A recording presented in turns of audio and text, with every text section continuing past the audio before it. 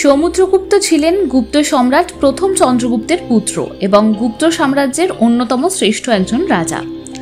সমুদ্রগুপ্তের সভাকবি হরিসেন রচিত এলাহাবাদ প্রশস্তি থেকে তার রাজ্য জয় এবং রাজত্বকাল সম্পর্কে বহু তথ্য জানা যায়। আজকে একটা গল্প শোনাবো তার সম্পর্কে, যে তিনি কিভাবে তার এক পরম শত্রুকে তার মিত্রতে পরিণত করেছিলেন। পশ্চিমের এক ছোট্ট রাজ্যে জন্মেছিল এক অহংকারী রাজপুত্র বীরবর্মা নামে। তার বিশ্বাস যে সমুদ্রগুপ্তের গৌরব কেবল একটা ভাগ্যের খেলা আর তার ভালো প্রচারের ফল। সে হাঁক ছেড়ে ঘোষণা করলো, আমি সমুদ্রগুপ্তকে হারাতে পারি সামনাসামনি যুদ্ধে। কিন্তু সে জানতো এমন সুযোগ তাকে কেউ দেবে না, তাই সে নিল একটা চূড়ান্ত ঝুঁকি। সে আবার ছদ্মবেশে রওনা দিল পাটলিপুত্রের দিকে। নিজেকে সাজিয়ে তুলল এক ভবঘুরে পণ্ডিত, একজন কবি এবং দার্শনিক হিসেবে। তার জ্ঞানের ঝলক, কবিতার ছন্দে সে জয় করে নিল রাজসভা আর সম্রাটের মন। সমুদ্রগুপ্ত আবার ছিলেন একজন বেশ শিল্পরসিক, বিদ্যানুরাগী রাজা। তাকে সাদরে স্বাগতও জানালেন, কিন্তু তিনি জানতেন না যে এই অতিথির মনে আছে যুদ্ধের আকুল। দিন কাটলো কিছুদিন, তারপর সপ্তাহ কাটলো, মাস কাটলো। বীরবর্মা বেশ চোখে চোখে রাখতে শুরু করলো রাজাকে।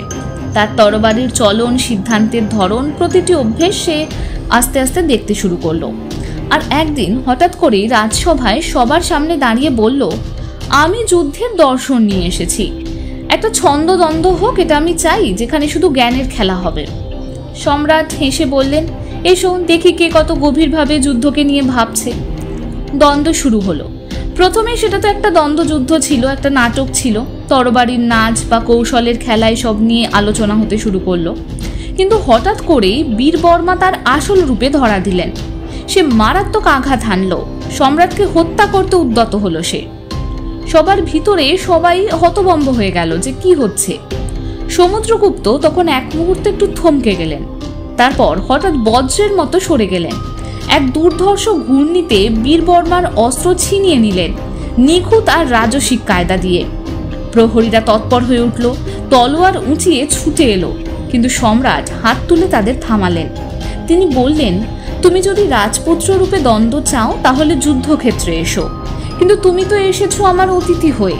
আমার সবাই অতিথি কখনো অপমানিত হয় না, এমনকি সে যদি ছুরি নিয়েও আসে। বীরবর্মা তখন একটু হতচকিত হলেন। হেরে গিয়েও তিনি প্রকৃত রাজা হওয়ার একটা শিক্ষা পেলেন। কিন্তু সম্রাট তাকে হত্যা করলেন না, বরং তাকে তার রাজ্যে ফিরিয়ে পাঠিয়ে দিলেন।